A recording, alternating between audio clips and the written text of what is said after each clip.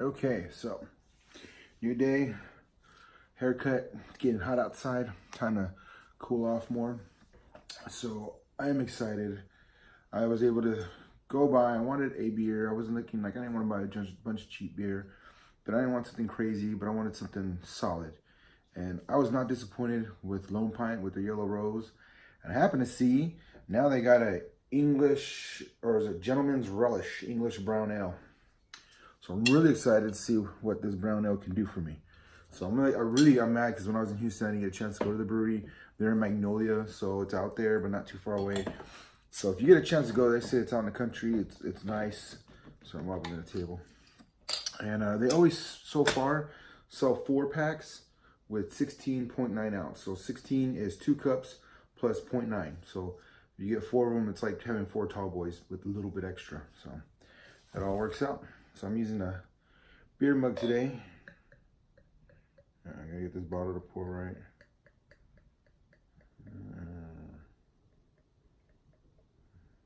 You don't really want that glugging. Ooh, definitely looks like there's plenty of beer in here. Oh, slow down. I can't even pour it all in there. That's pretty solid. Can't even see through it. You just see my reflection. That's how you can see the reflection of everything else. That's crazy. I'm gonna get a little more in here. So brown ales are right before porters. So toasted malts could be barley. We did a whole combination, but usually toasted barley. Sounds a little sweet, a little coffee-like. Yeah, you get like this beautiful coffee flavor from the toasted malts. Little caramel. Definitely you feel the toasty smokiness. Definitely not filtered. This is looking, I believe, I'm gonna have to print out a table. You'll see it just has different colors of beer. It's gonna be like in the 30s. It starts to get really dark.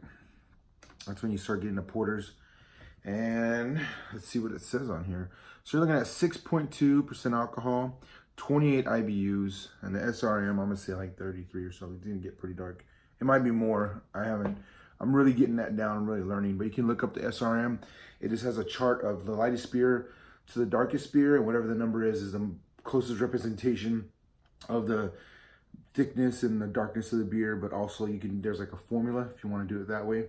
It's supposed to be more accurate. All right, Lone Pint Brewery is a grassroots insurrection with the true beer lover in mind. We are dedicated to creating distinctive local Texas ales, and they're tasty, hoppy, and quaffable. We use raw, whole cone hops for bittering, flavoring, aroma, and dry hopping in our brews. However, an equally important ingredient is the renewable energy that powers our brewery. Spent grains is fed to local dairy farmers, cows, and spent hops live on in our beer.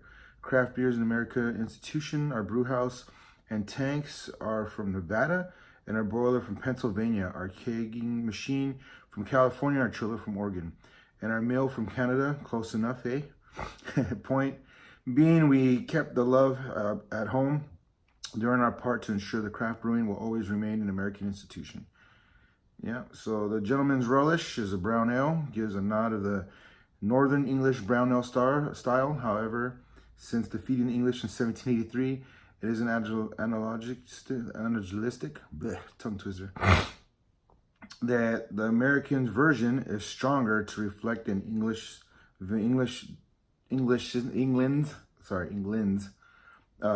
vanquishment. Gentleman's Relish uses Morris Alter malt as the base, augmented with dark crystals and chocolate malts, while Cone English hops are used without the boil, imparting their characteristic smooth bitterness. The beer is named after an Englishman's favorite snack, an anchovy paste typically eaten on toast. So I do get the hops, but like there's so much malt and toastiness. Like the first things you're gonna get, and it says on here, dark brown with thick creamy head, chocolate caramelly nuttiness yielding to a clean hoppy finish. It makes one almost wish that the English were still here to share a pint of its fine brew almost. So they have all their ingredients on here: Morris Otter, Dark Crystal, wheat and chocolate malts, First Gold, whole cones, hops, and house yeast. So they're very detailed on everything. The IBUs, it has the OG point, or was it, no? Yeah, alcohol by volume, 6.2, OG 1.059, FG I 0.012, IBUs 28, and 16 fluid ounces. They really got a lot of details. If you want to learn a couple things, I recommend getting one of these bottles because they really help me start asking questions. And then some will have some of these on there and some won't. So they'll all be different, but definitely this one is just, it's how a brown ale should taste like. So I found it at the HEB on Altworth on the south side, southeast kind of, and it's $12.49 right now over there. So if you find a better price, I'm gonna say go for it. Don't even hesitate. You know, if you've had any brown beers, like I met someone today, they don't do any brown beers, so I'm not gonna recommend this beer to them. If they don't like Newcastle brown ale, I mean, that was one of my first brown ales I started with. If you don't like that, don't worry about it. Don't jump into it. Just say, hey, no, thank you, appreciate it, got it. It could be some people don't like too much bread. Today I was seeing Iced Tea didn't like bagels. He finally never tried one, finally got one, and then he was like, it's eating like a loaf of bread. So some people just aren't carb people. For me, I'm a big dude, and unfortunately carbs are freaking tasty. So it's very malty, bready, which is probably a little bit bready.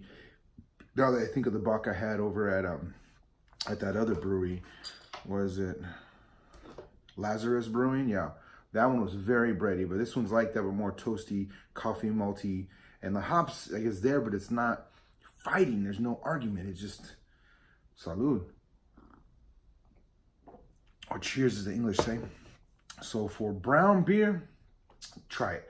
If you're a porter lover, try it. If you like to get in and out of stouts, try it. If you're more just a stout person, you know what you are, that's cool. It might be a good break, but Lone Pint, they don't mess around. They do not mess around. This is what the bottle looks like. Comes in a weird little box, and you'll just see the little top of the neck sticking out with the cap. And the caps have some kind of flower on it, so it's a good identifier. You can see it right there. And they'll all be different, but great beer. So if you're new, glad to check me out. Subscribe, talk about it. Hopefully you try it. I already got one subscriber who's actually like commenting on the beers. That's cool. I want to see where they're at. And I agree for most of the things he said. The beer, he didn't hate it, but he didn't love it. I agree with you, you know?